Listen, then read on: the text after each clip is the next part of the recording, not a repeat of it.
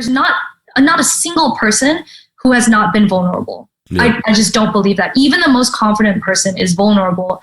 And that's what I think people have to know, you know, especially all the things you see on social media, like everyone's beautiful, everyone's having a great time, everyone's wealthy, everyone's all of these things, but are they really, you know? Right. And then I feel like when people start to compare themselves to what they see on the internet, they get really sad, right? So I feel like if I can make art that people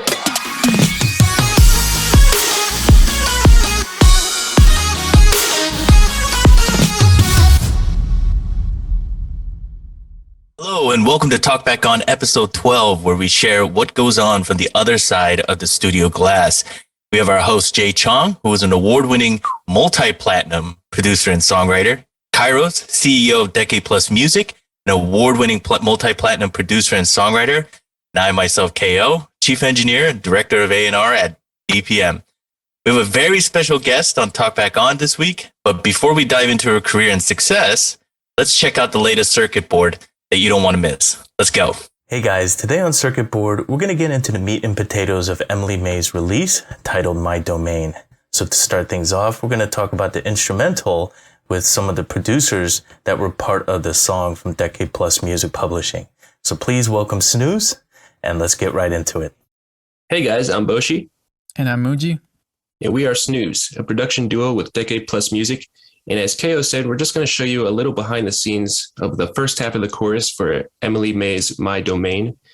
And the way we usually work is I'll do my thing in FL Studio and Muji will do his in Ableton.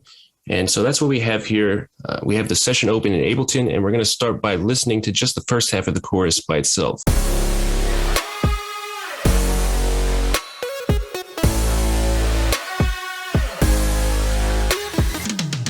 All right, so I'm just going to get into it with the bass layers and go over what we did there. So the trick with layering, especially with bass, is to just have good sounds first off that work well together. And then, of course, you're going to want to EQ each layer so that everything fits nicely like puzzle pieces. And so we're going to go through the layers here, starting with this first one that's just a distorted mid bass that's cutting below 100 hertz.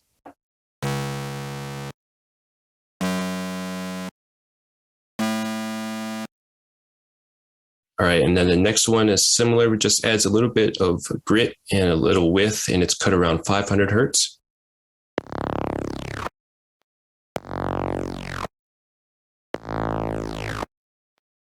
And the next one is another low distorted mid bass cutting around 80 to 100 hertz.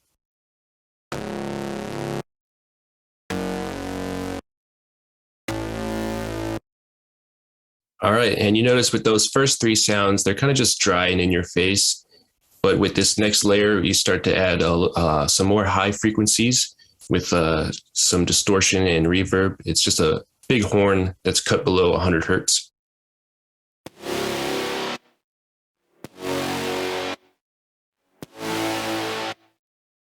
All right, so now with that sound, you can see it's starting to add some depth and space. And then the last layer is just a sub with a little bit of tube distortion.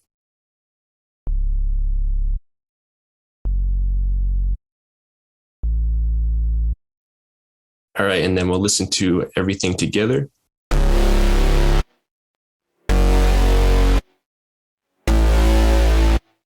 All right, so nice and fat. You can see with each individual layer, they're not really that impressive by themselves, but when you EQ everything properly and distribute your frequencies, you just get this huge sound. And so that's about it for the bass layers. And we're going to go to Muji now, and he's going to talk some more about the lead synths. Hey guys, so like Boshi said, I'm going to be talking a little bit more about the lead synths. So for the synth, we wanted to have a call and response type of thing. So you already have a little bit of the call section with the bass. So to reciprocate with that, we wanted to add these type of things.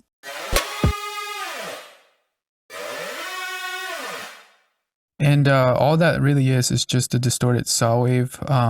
We took away the low end here, and we put a little bit of reverb to make it a little bit more spacious. So without those two effects, it sounds like this. So it's a little bit too in your face. So now with the post-processing, it sounds like this.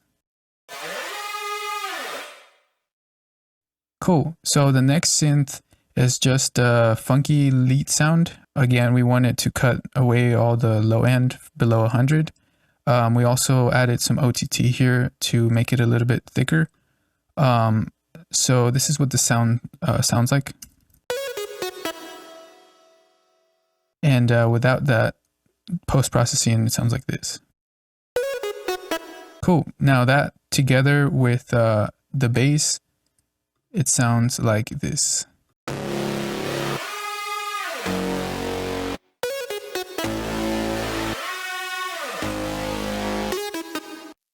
Cool. And together with the track, it all comes together and it sounds like this.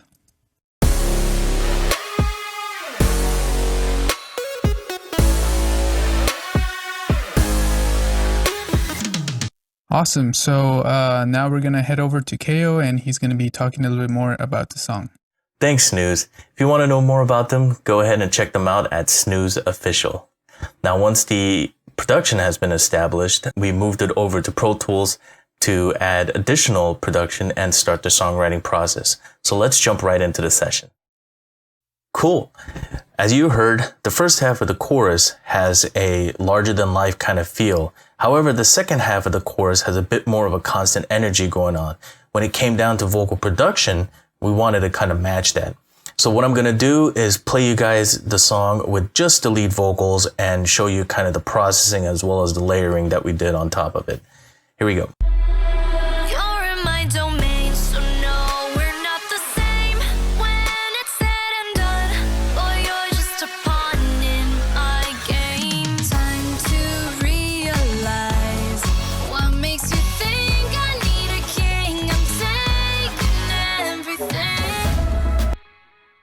Nice. From here, we decided to kind of make the first half of the chorus kind of like you're singing through a megaphone or what we call also a telephone effect.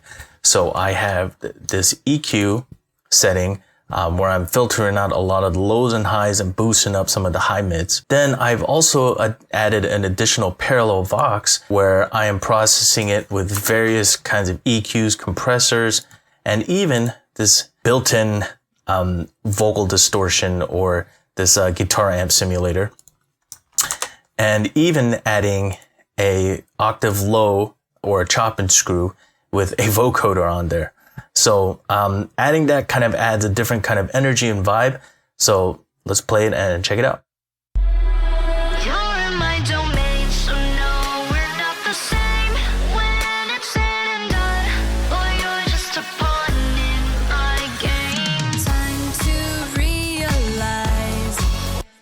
Cool. You can already tell that the vibe of the song is turning almost kind of dark, and then it brightens up a little bit on the second half. So we wanted to have that kind of transition, and it makes it really cool when you start adding effects like that. One quick tip for all the vocalists out there. When you guys are recording, be sure to plan out your vocal production, for example, like your layering, your backgrounds, and any kind of harmonies, because that will enhance your performance and have a better idea of what you need to go for once you start recording all the lead vocals. So hope that helps. Awesome. So aside from the lead vocals, we also have doubles that follow the lead vocal melody. And finally, we have harmonies. Now the harmonies have some interesting processing going on. We have our EQ, compression, de-esser, etc. But I also decided to add a flanger on there. And this is your built-in Pro Tools flanger with kind of like the mix knob set pretty low. But I've also added that to kind of give it a ghostly kind of vibe. So check it out. You're in my domain, so no, we're not the same.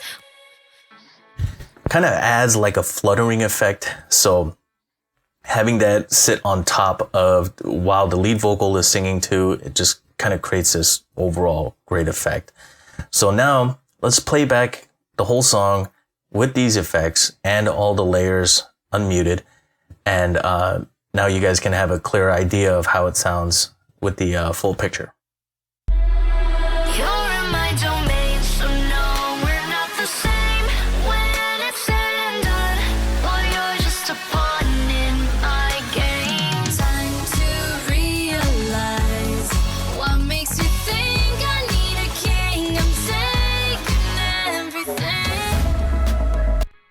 way I look at vocal production is the same way I look at it when I'm making a track. You got to pick a great sound source, i.e. a vocalist. Make sure that the microphone that you select fits well with the vocalist, but also consider the layers, harmonies, and backgrounds work well with the track too. So hope you guys got something out of this one, and I'll see you guys next time. Welcome back. Hope you enjoyed Circuit Board on My Domain. I think this will be a perfect segue to our special guest today. She is a world star as a top social media influencer, actress, entrepreneur, and recently an artist that just debuted her first song as a singer-songwriter. Please welcome yours and our favorite goal, Emily Mei. It's so funny, like part of my head has disappeared, so I just look like a little cone head. But hello, it's your favorite goal, hopefully, Emily Mei. And I'm here to talk about, I guess, My Domain, which was actually co-written, co-produced, co-done everything by TPM. So, you know, they can give all the insights that I have no idea about because I can't engineer at all. But I guess I'm here to talk about the creative side to it, right?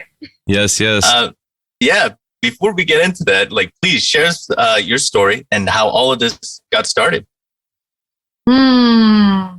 How all of this got started. Well, it depends how far back we want to go. If we want to go really far back, I was in middle school, sitting in the bathroom, reading manga by myself and, hiding out during lunch, reading manga in the bathroom. And then fast forward to me, a little old now, still loving anime. And I decided, what if I could take music and acting and action and anime and put it all into one project? Like, how cool would that be? Which is how My Domain kind of got started. So for me, this is kind of a blend of everything that I love in one project.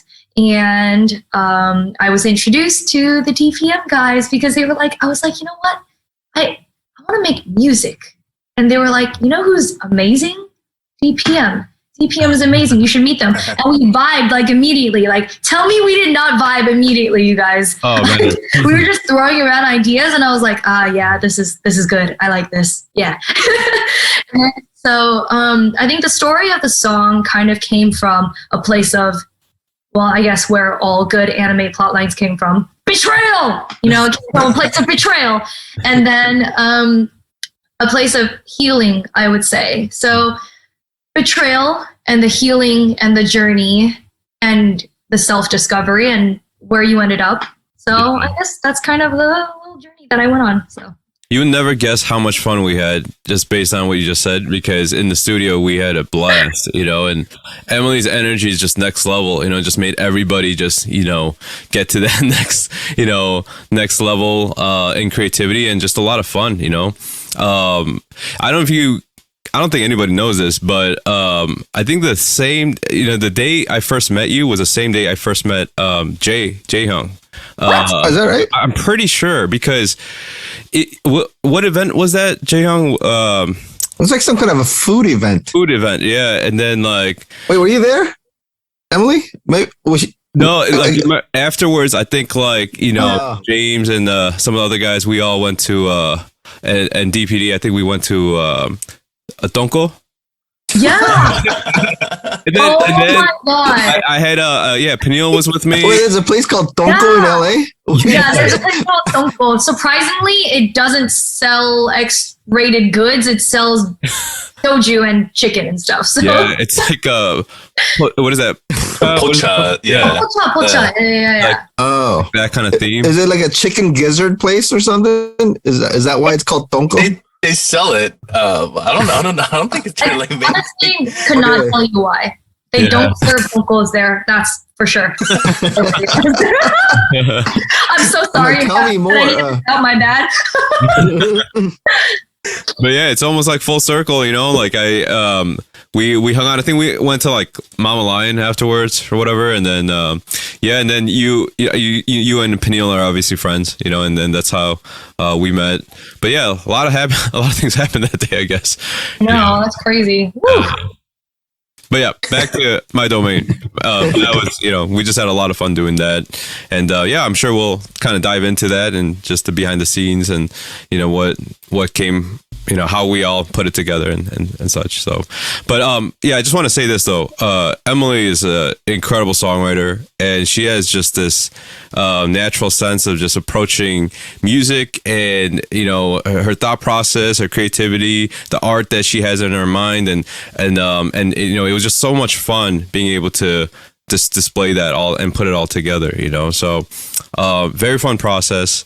Yeah. And I'm really excited that you're here, I feel like I feel like I'm the epitome of like a weird artist. I just like, things just come into my head and I'm like, but what if we try this? And you guys are always like, okay, we can try that. And then we do it. And then, you know what? I'm like, we're like, that's pretty good. That's not bad, actually. So it's funny because I feel like I can hear things in my head, but I can't like physically do them. But then you guys are always good at putting my weird ideas, like I'll hum some weird ideas or I'll just say some random references and you're like, okay, I got it. And then you guys will just throw them in, So I feel like that's good teamwork.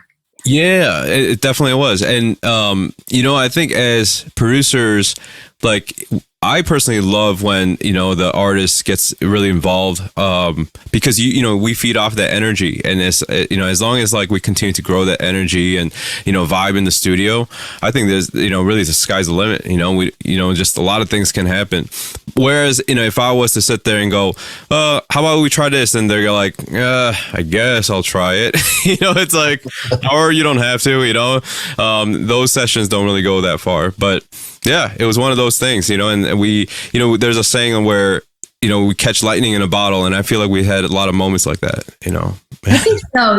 I feel like some of our best moments were writing really savage lyrics. Like I feel like we have so much fun for some reason writing like really just savage lyrics, like some stuff that, obviously no one's heard yet, but and I think those are some of our best moments.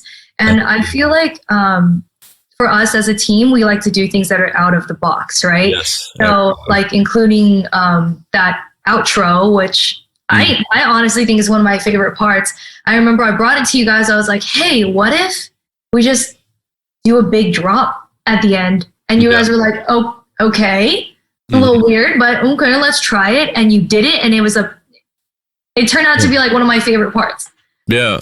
How about that first time we all kind of, hurt together, just collectively, like listen to, the track and, the way it developed. I mean, every moment was just so magical. We're just, just blown away by it, and yeah, it was just so cool to see it come to life. But you're right. Like that process, even with the outro, we remember like Emily was like, let's try the breathing thing at the end, and just have all this talking. We're like, okay, but yeah, I feel like speaking and you're like, wait, what? And I was like, but not just speaking, like I'm gonna whisper.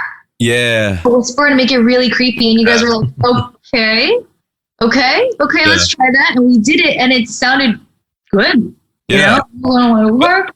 Yeah, but I think that's the really kind of like the brilliant part of working with someone that's so visual, because you have a lot of these different layers and thought process that, is supported by the visual. And obviously for us, we hear the music.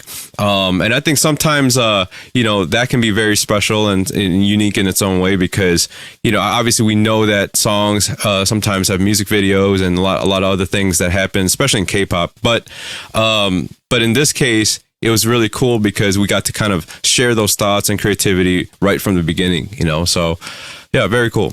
Yeah, I think one of the things that was really challenging for this song in particular was that we wanted the song to be good as a whole, but it also had to match the music video, right? Yeah. So there was like a storyline involved and everything. So like even the drops, even like some of the lyrics, even the outro, it had to go with sort of a timeline, I would say, which is why it was very challenging. Like I would say more challenging than writing some of the other songs, simply because there were so many things at play, right? There's the storyline, there's the lyrics, the lore, there's the the timeline, like everything. So I feel like it really was an amazing feat that we did this. Oh yeah. I still like, pat yourself on the back, you know. I'm like, we did it. I remember there was a point where I was like doing the music and then thinking about the video at the same time, and then we would go back and forth, and then it included the animation too, and things had to fall on beat, and we were just like, you know. Yeah.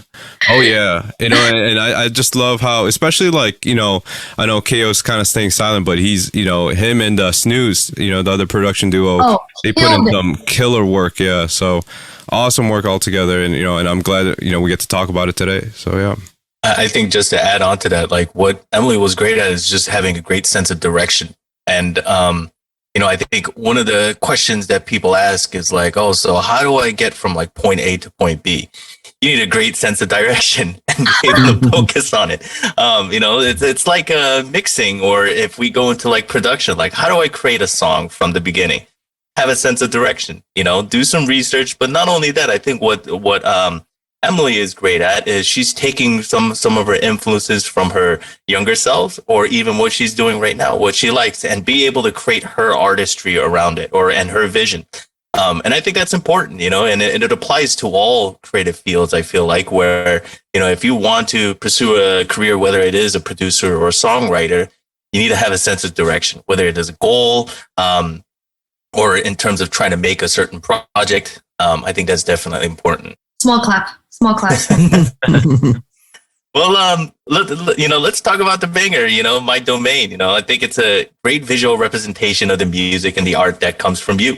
Could you please tell us how the process was when planning out like the music video? Oh man.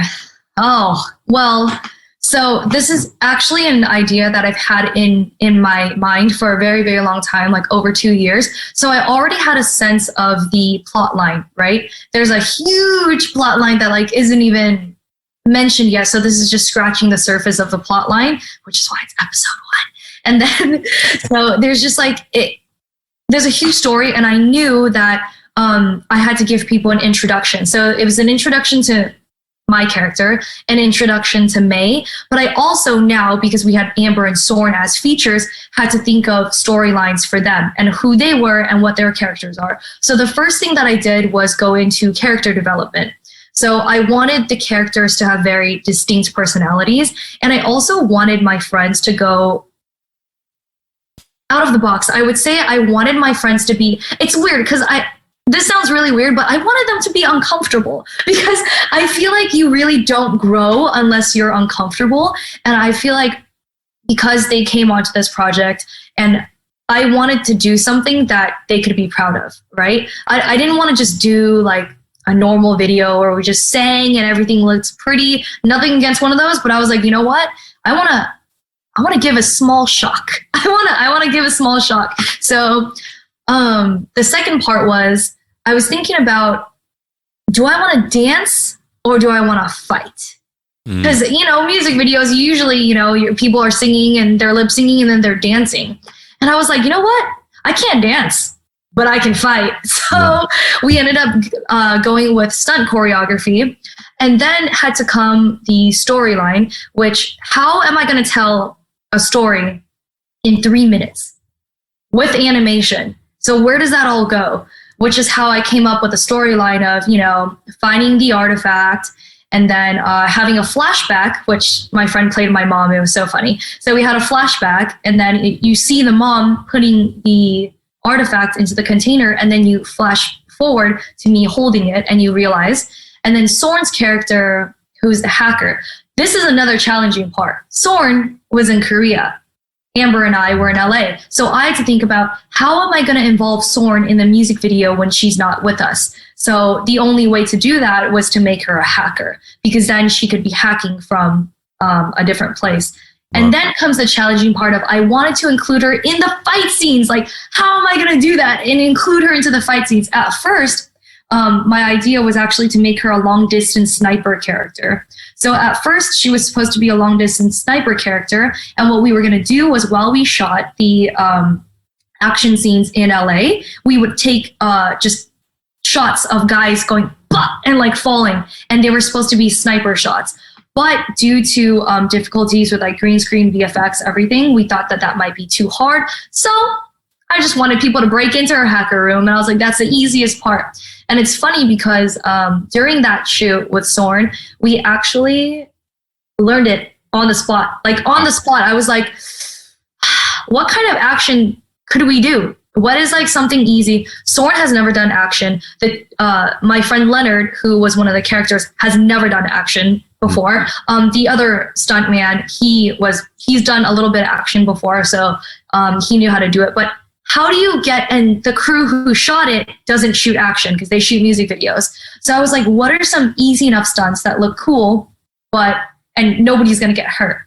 Which is how I came up with Sorn's fight sequence in My Domain. And then also at the end, because I knew I wanted to fall off a building, so I thought the best way to transition from real life to anime would be to fall off a building. Because, what am I going to do? I'm falling and I fall into anime. So how do I get to the building if Amber's fighting, I'm fighting, we're both doing well? Well, the only way is for Amber to get captured, right? So which is how Amber gets captured. I end up fighting the final boss. He kicks me in the face, off the building, and then it falls into anime. Funny story, Amber was like, I was like, hey, Amber, what's your weapon of choice? And she was like, okay, I'm going to use a bow staff. So I was like, all right, cool. We prepared a whole thing with a stunt in bow staff. And I was like, okay, Amber, here's a video. How long have you trained? She's like, oh, I've never used a bow staff before. I was like, oh, okay. So Amber had 2 days and she just banged it out, like literally. And some of the choreo she actually learned on the spot. So it was like, okay, this is what we're going to do on the spot. So a lot of the stunt work was actually learned the day of. Most of the stunt work was actually learned the day of. Funny enough, I have all these like little stories, but the Black Widow move that I did, which I like swung around the guy's neck. Oh yeah. That was our second time doing that ever. Wow. And I literally, we had no time to practice. We had busy schedules. So I literally was like, what if we just do it? And worst case scenario, it doesn't work and we just can't use it. And we did it in like 2 takes. Wow. So, props to him. Props to Sky. It was mostly him doing the spinning. I was just, So, yeah, it was a big process. It was a learning process, I would say for sure. Yeah. And then the post work, the VFX, we actually ended up building a whole city.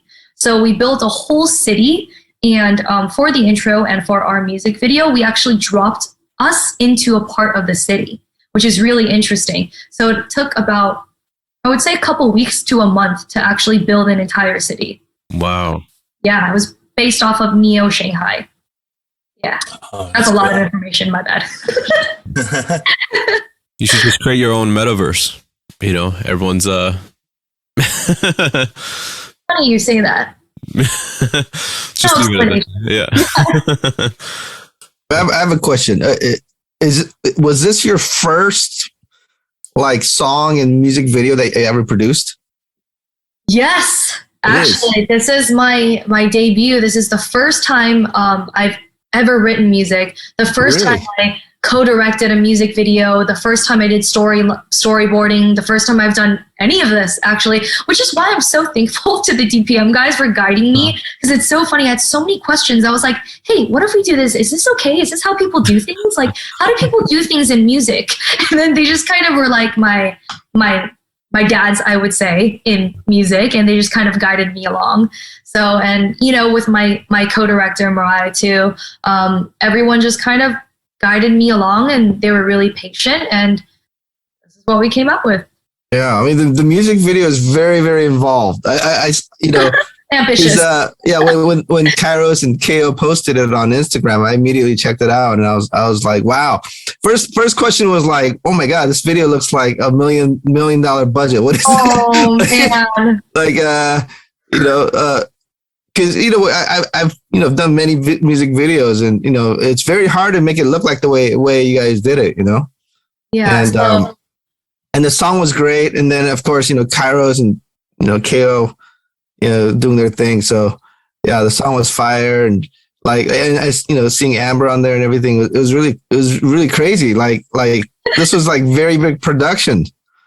Yeah, I think we had a crew of 50 to 70 people, I would say, for the production. It was a very, very big production, which is why it was also really difficult because we had so many moving parts and so little time to shoot. It's funny because we actually shot the intro music video the same day that we shot the full music video, because that way we would save budget on using the green screen studio, because it was really expensive.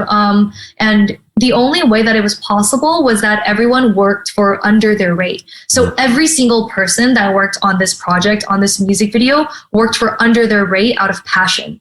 So that's why I'm like, I'm so thankful to every single person, because everyone basically was like, you know what?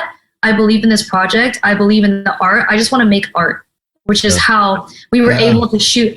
If you shot this music video, like with anyone else, with a different team, with like an actual budget, I got an estimate from somebody else, and they said it would be around $350,000 to $400,000. Yeah, which is the standard for something like this, because it's so VFX intensive, and it was a 3-day shoot. So I got it for like a fraction of that, which is why I'm like, it's amazing. I'm just amazed that this was your first project and you actually pulled it off. You pulled it off really well. I mean, I'm not gonna lie, I was pretty impressed because a lot of people have ideas, right? But to actually execute it to that level on the first try, that is pretty amazing. Because watching that video, it seemed like it was made by like a veteran, who's done it many times.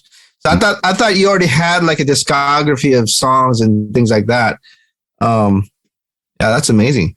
Whoa, it's so the guy who did the animation, Eric, I worked with his animation studio. So the two of us actually sat down for like a very long time, and he worked on the storyline with me, and we had to decide like how we were going to execute it and how it was going to fall into animation, because for me, the character Mei and the animation were so important that I kind of built this whole world around that. So that in itself was a whole, let me tell you, animation is it's so expensive.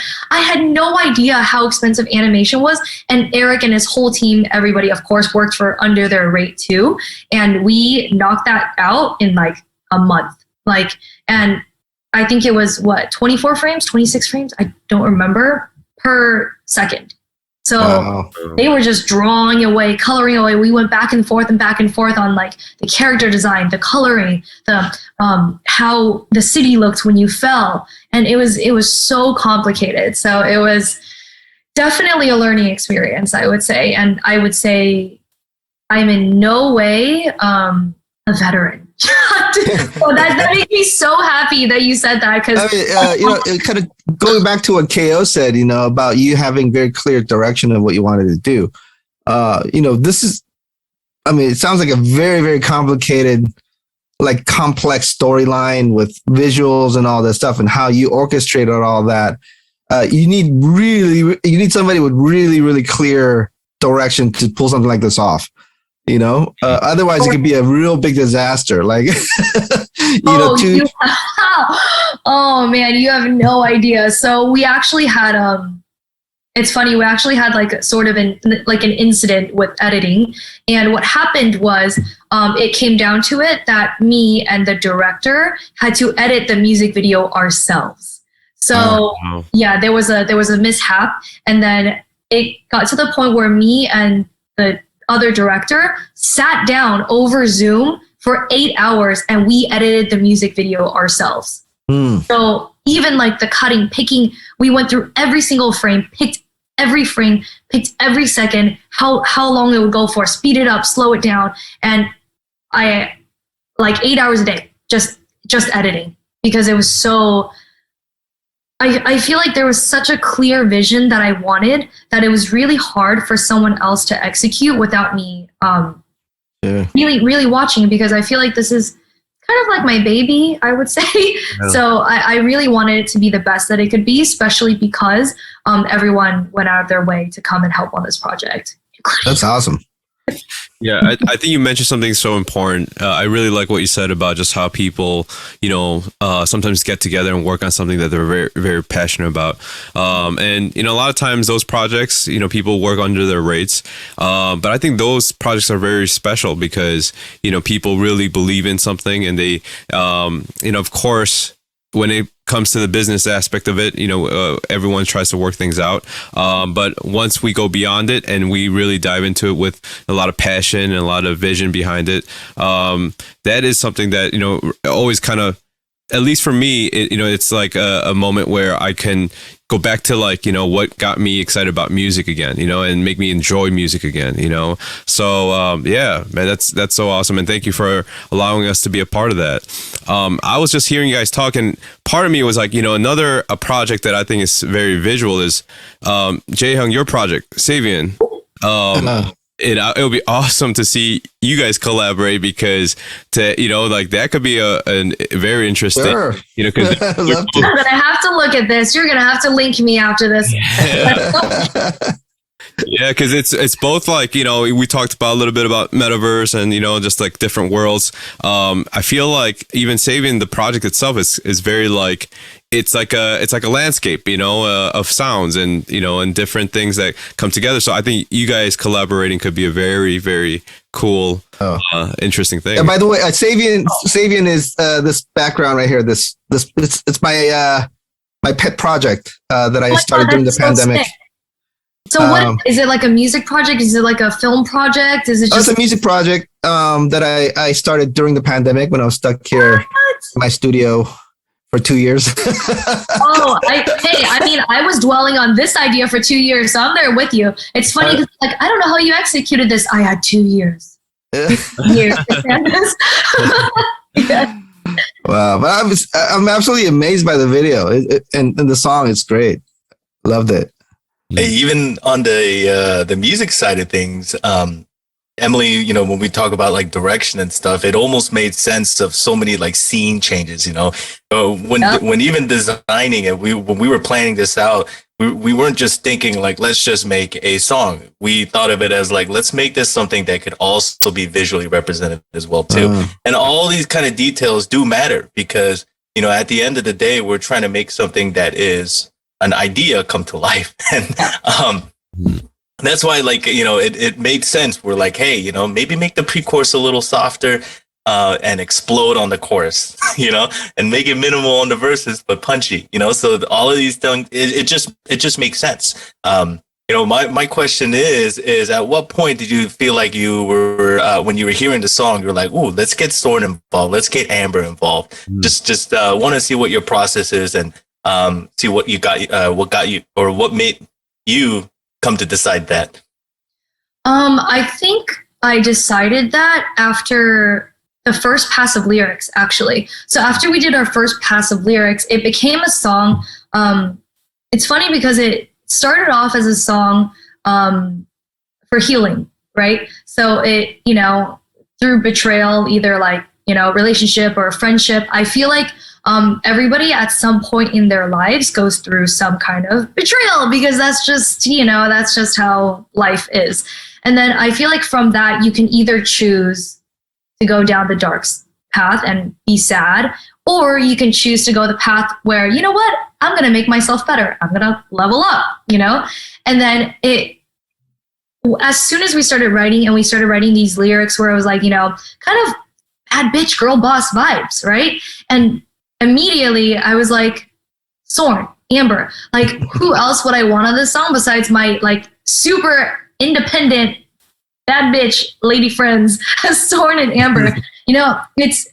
I feel like when I was really writing, I wanted the song to be more gender neutral. I ended up putting boy in there once because it just fit, it just fit, it sounded good. And I really was trying to keep the song gender neutral because I don't think that music or stories or these kinds of feelings are just one gender, right? Like I feel like I want anybody, whether boy, girl, whatever you want to identify as, I think everybody should be able to relate, and everyone does relate to these kinds of feelings of betrayal and overcoming and all of that. And, Soren and Amber inspire me.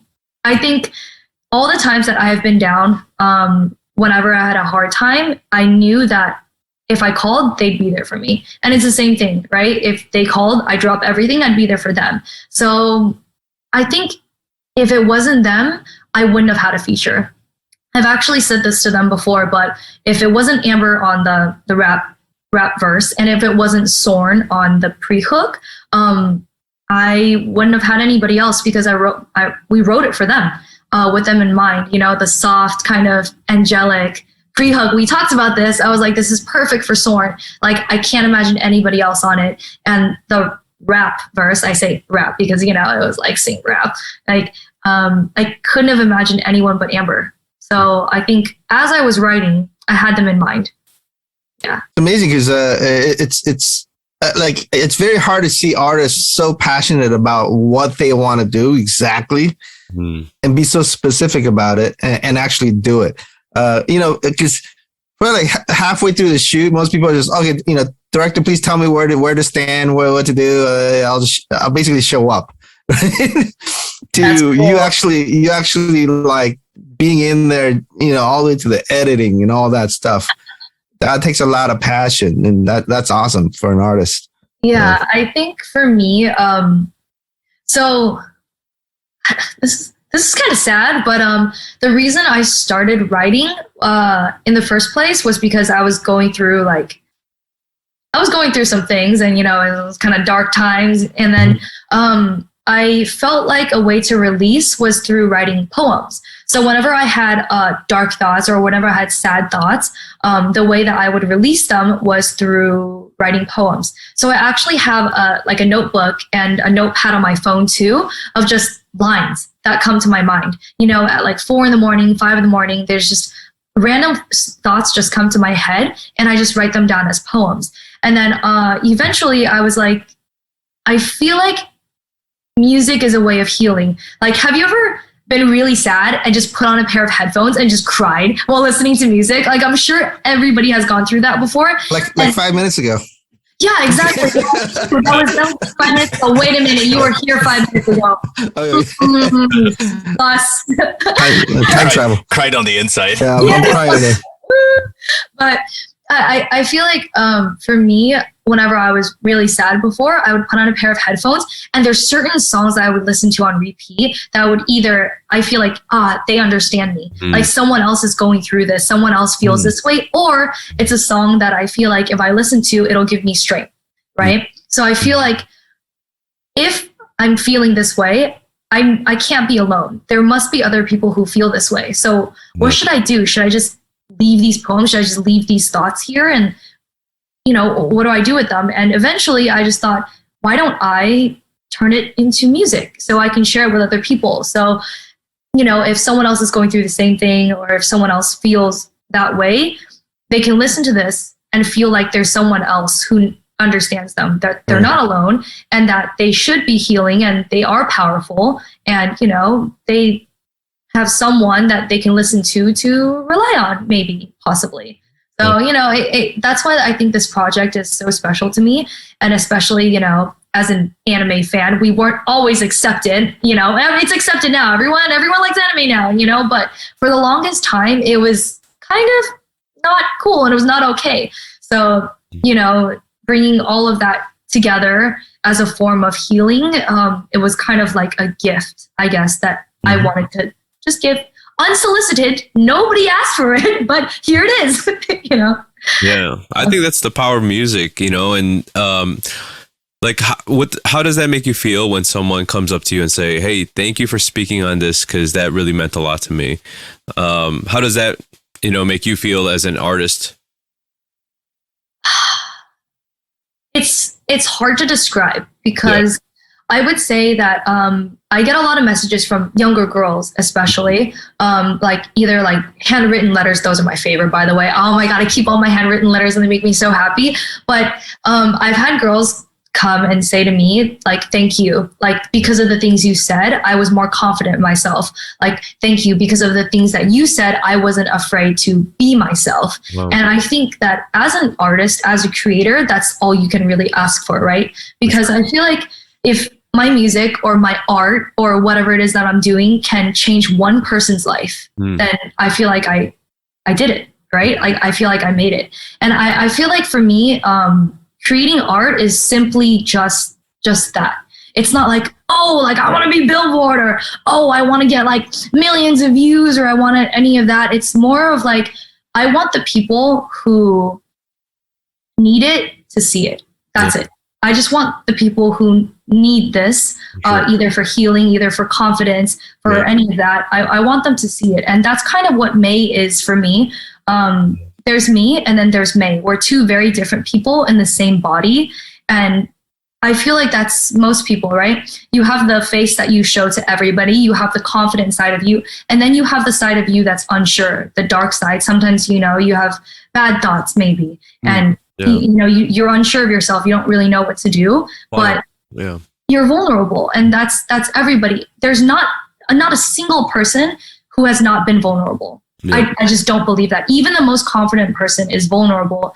And that's what I think people have to know, especially all the things you see on social media. Like everyone's beautiful, everyone's having a great time, everyone's wealthy, everyone's all these things, but are they really, Right. And then I feel like when people start to compare themselves to what they see on the internet, they get really sad, right? So I feel like if I can make art that people can live vicariously through, or like, I want them to look in and be like, oh, like someone else feels this way and it's possible to do something with it, right? Like you take your sadness and you make it into art.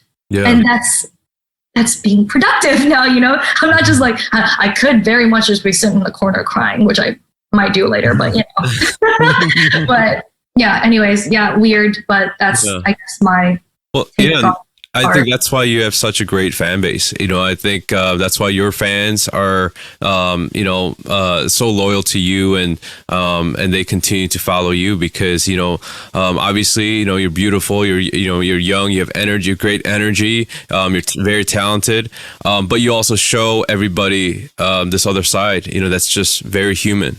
And I think from an artistic standpoint, we need to see more of that, especially in an era where, Instagram and everything on social media is just perfection, and essentially like when someone that's, maybe not, that confident about themselves and they see that, they might not feel like they're worth anything, or they might not feel like they fit, into this world. But I love just how you're able to convey a lot of confidence back into your fan base, and I love that message, for even just the people that might not know Emily Mei yet, and I feel like soon the more people they see your music, see your art, they get to experience your music and your art, will really understand it, and it's going to really help them. So I want people to listen to My Domain and feel like, I am a bad bitch. Like, I want you to wake up and listen to My Domain and be like, I am not sad. I am a bad bitch. Like that's the message that I want people to feel. That's why it says like, you're My Domain, and because it's kind of, Jujutsu Kaisen, like anime fans. It's when someone's in your domain, that's your space. You have control. You are the boss of that space, and that's kind of the whole message behind the song. So, I'm gonna say that to myself in the morning tomorrow. You're a bad bitch. I'm gonna say that. My domain. My domain. My domain. In the bathroom. This is my domain. You're just a squirrel. My world. Just a squirrel trying to get a nut. Oh my God, I'm dead. Like music is bigger than ourselves, right? Or big. It has so many meanings, and it's great that you're like a beacon of light, and you're using that talent for for the better, right? The truth is, right now, the music, my daughter said recently, we're listening to some song in the car, and she's like, "Hey, Dad, this is an old song, right?" And I go, "How did you know that?" She goes, "Oh, because there's no profanity in it." Right? And I was like, "Oh, that is so profound. I never thought of it that way." And and she's 10 years old, right? Oh my God. It's great to see artists with like a positive message for the youth and giving confidence to girls and so forth. So big ups. Yeah, and it's funny because I feel like when I was writing the song, I was like, I am sad, and I'm going to convince myself that I'm not sad. And then eventually, you keep writing, and you're like, you know what? I feel good. And I feel like that's how you do, like songs, you just kind of feel something. And then as you're writing, you're also learning about yourself, which is why I feel like songwriting and being an artist is also so scary, because you're showing other people like a very private part of yourselves, right? Yeah. Wouldn't you guys say that? Like when you write music, you feel like you're showing someone a small piece of yourself, and that's always something scary, right? Yeah, definitely. We talk a lot about having a purpose here. And I think, having that kind of purpose allows you to really create a good sense of direction of where you need to go. Right. And, even earlier when you were talking about how a lot of people worked out of this for passion, I mean, it was something that we truly believed in and felt like, there was a message that needed to be spread, even though if it's stuff that is just worked on musically or behind the scenes, there's a part of that where our main focus is to make this idea come to life, and make that message audibly known, visually known. And it's just something that just makes sense at the end. So, that's definitely cool that with what you're doing. Oh, thanks. I feel like, everyone just, because I feel like this is a universally felt emotion, I guess. The feeling of like sadness, betrayal, confidence, and growing, and all of that. I feel like that's why it's so relatable. And I think everyone on the team was like, yeah, I've been through that. Yeah, let's write this, Yeah. I'm sure, like Jae-hyung, you have a lot of stories like this, but I remember, like I was somewhere, I think it was KCON, and there's a lot of fans that walk around. And I remember one fan came up to me and, she was obviously like just very nervous, but she said, well, the past year she was telling me how depressed she was, and she was going through a lot of hard times, and anytime she listened to the music that I wrote, like it really helped her through those times. And I like stood there and I like froze, and I didn't know what to say back, and I was like, because part of me in my mind I was thinking, well, I didn't write that for that purpose, I didn't really write that for that reason.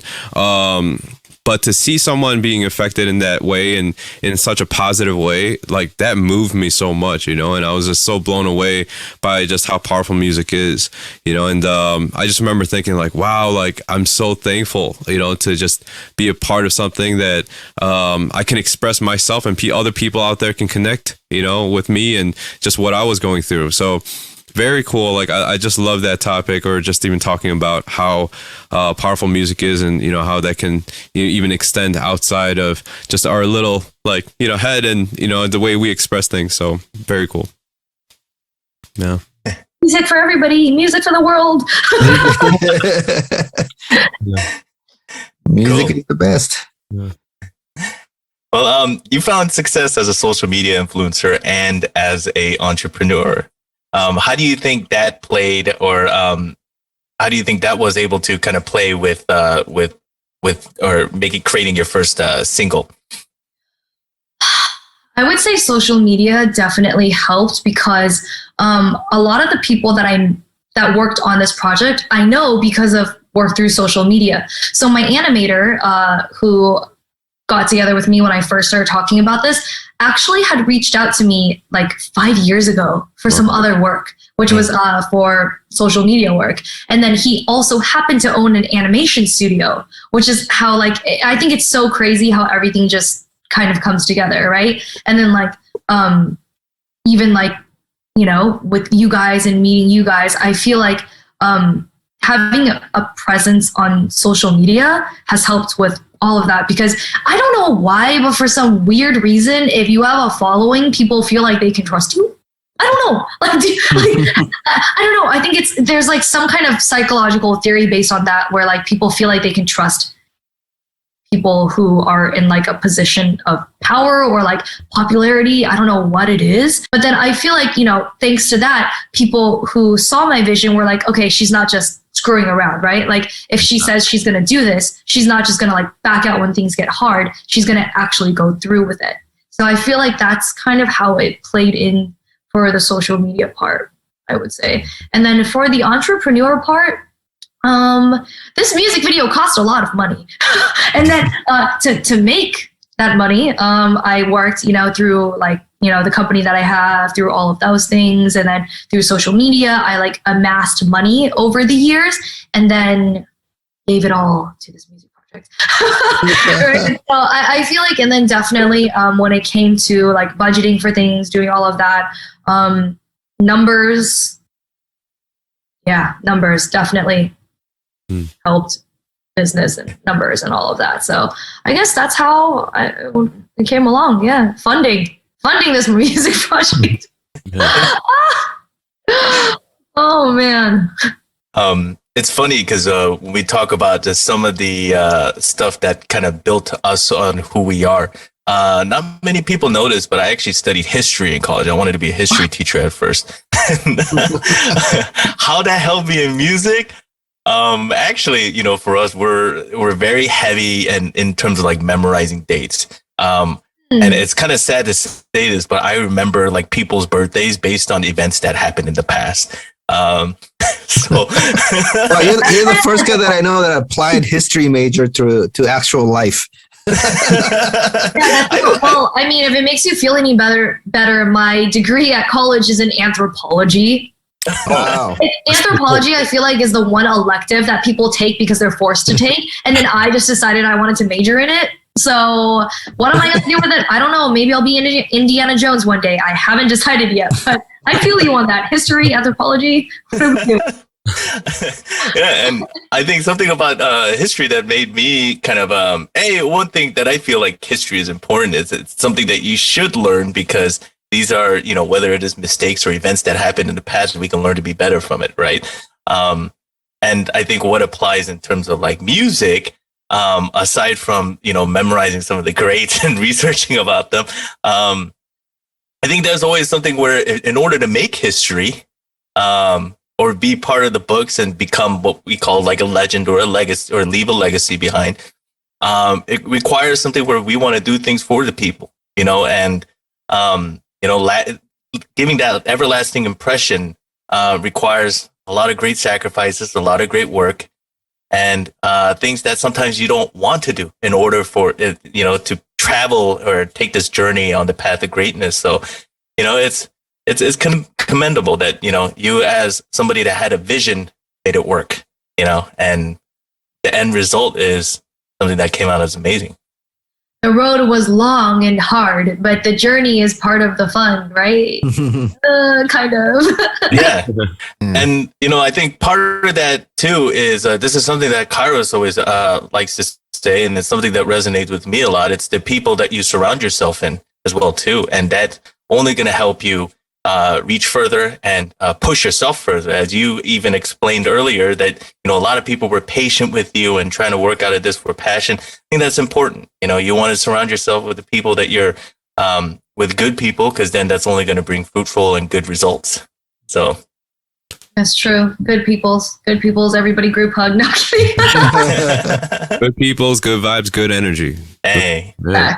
There you go. I think a lot of artists listen to this podcast as well, and or aspiring artists. And many people, might think, oh, yeah, I could do that too, and so forth. But, I think people underestimate what it takes to create something out of thin air, out of nothing, to create a song, create a music video, create a whole storyline and, things that inspire people and all that stuff. And again, a lot of that has to do with a lot of the great people that we're blessed with, around us, that make it happen. We often have ideas, and without people, we can't make it happen. Right. So I think I think all of us here are very blessed to have a lot of great people around us, For sure. Yeah. 2000% agree. Do you have anything to say for aspiring artists and musicians out there? I think I myself, I'm still an aspiring artist. I'm that's also me. I would like to hear some advice. No, but I think if I were to give advice, I would say, this is what I say for everything though, any kind of art, any kind of creating, I say that you just do something that's true to you, because if you're chasing a trend, that's all you're ever going to be doing. You're just going to be chasing, right? And then what happens is it moves on. So I feel like the only thing that you can really do is stay true to yourself and do something that you believe in. Because at the end of the day, if you work hard and you really believe in something, other people who also believe in it will come. People will see that, you know? And if they don't like it, then they don't like it, you know? But if you do something that's not you, that's not genuine, people can feel that, right? So, which is why like for me personally, I don't think that I could take a song from somebody and just do that song. I feel like I would have to be part of the creating process. Unless, you know, it's some songwriter or just is like literally me, you know, like we're the same person and then they just get me. But it's very, very hard for anyone to understand you like you. Right? I think that there's not a single person, including your parents, who could understand you the way that you understand you. So I feel like that's something that you have to learn by yourself. And as like a songwriter, as an artist, as a creator, all you can do is just try and learn along the way. Make mistakes, keep trying, keep working. And that's it. And then eventually you'll do something cool as fuck. Yeah. In other words, be a badass bitch, as you.